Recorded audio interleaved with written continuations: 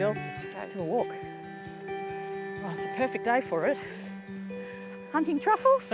Yes. While this might just look like we're on a country stroll, we're actually on a hunt for the most magical, mysterious and delicious mushroom we know, the black truffle. I've travelled about an hour northwest of Melbourne to meet Georgie Patterson, who's been growing truffles and training truffle dogs for over a decade. So what do you call this, Georgie? Is it a truffle orchard? I think we'll stick with the French term, which is truffière. So that just means somewhere where you've planted your trees and you're growing your truffles. The trees that are hosting the truffles here are a mixture of oaks and hazelnuts. So you can't just buy a truffle and plant it in the ground next to a tree, can you? No, definitely not. We need a specialist to inoculate the root system and we need to plant that tree. And then hopefully, if you've got the conditions right at your farm, when you then transfer that tree, the fungi will persist as well as the tree. Absolutely. And you might end up with a truffle. Yep, fingers crossed. But again, not every tree will produce. There is no rhyme or reason to that. It's just how it pans out. But we would treat the whole area. So if you want to plant a hectare of trees, you would change the soil for the whole hectare. You would plant your trees out with the theory that the root system will eventually cover that whole hectare. And we could be harvesting truffles in the middle of the rows from either tree on either side. Georgie has trained her dogs to recognise the distinct perfume of the truffle. So she's working a scent now. Show me. So when the dog scratches, Georgie marks the spot. Good girl. I think this one here was a good truffle somewhere here. There. Yeah. What did you say you call the dogs? The truffettes? Trufflettes. Trufflettes. Yeah. While the dogs are trained to detect the truffles, it's only Georgie's nose that can tell if the truffle is ripe. So just use your thing to exercise right around it, Millie. Just be careful that because they're a bit lumpy, you can get a little piece stuck in, and when you go to flip it out, we can break it. I am truly excited about this, Georgie. It's a first for me and something I've wanted to do for a long time. Oh, this is precious cargo. Wow. Wow. Look at that. Beautiful. That's a decent size.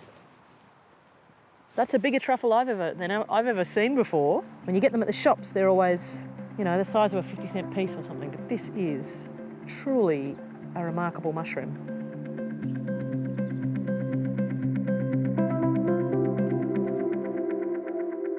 Why don't we just drop it into that pot for a little minute, Millie, and hopefully that some of that red dirt will start to loosen up a bit. We're going to start off with a very precise instrument, a nail brush. Tool. Yep.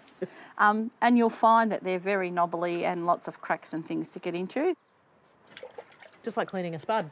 It is. And I suppose one of the things that you haven't said is how hard they are. Like, people expect a fungi to be quite soft, and this is quite hard. When we've got a soft one, we know it's not right for you. I don't care what size they are, it's the aroma and what you're going to do with it. So for the home cook, we're going to probably grate it into a pasta, or we're going to grate it over some eggs, or we're going to do some of those things. So size doesn't really matter. This is obviously a black truffle, but there are other types of truffles cultivated. So in Australia, we've got this truffle, which is Tuber melanosporum, or commonly known as the black truffle or the Pyrgod black truffle. Then we have a summer truffle, Tuber aestivum, which obviously is harvested during the summertime. Much lesser value, bit of a different colour inside, a rougher exterior. And then we've got a small Italian white truffle, which is the Balky Eye or the Bee and Cheddar, and it's been grown in Australia as well. Then we've got Tuber magnatum. Some people refer to it as the Alba truffle. So this is the large Italian white truffle. It's the most expensive truffle anywhere in the world. And this comes down to the fact that it hasn't been cultivated yet. So it grows naturally in the wild. It will grow along the watercourses. Likes wet feet, is the only truffle that likes that. Now for the moment of truth. Got to weigh it. Oh gosh, is that a good size? 142. Hefty truffle. Yeah, perfect. That'll do us. That'll feed us. Yeah, we'll be good with that, Millie. I don't think actually you and I'd get through that. Yes, and if I wanted to buy that truffle, like what do people pay for them? Anything up to $3 a gram, average for a truffle. So you're looking at $300-400 for a mushroom that big. Perfect. Yep. Wow.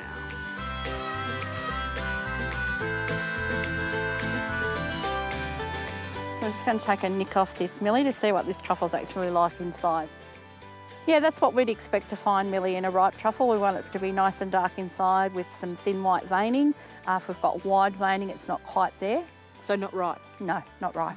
Starts off as a little red truffle, changes to brown as it's growing. As it matures, it goes to black. And it's the fruiting body of the fungus, isn't it? It's the mushroom. Correct. So the fungus is attached to the roots of the trees? Yes, yes. Yeah, it certainly is. So we nurture that tree till it gets up. We want the ground temperature to get the right temperature for the truffle to spawn.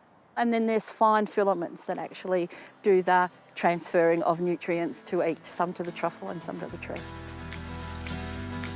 Squid is a mongrel working dog. I wonder if I could add truffle snuffler to her CV. So what makes a great truffle dog? Do you reckon this one might cut the mustard? Yes, you could. So you want a dog that's actually wanting to work with you. So someone who wants to please works out really well.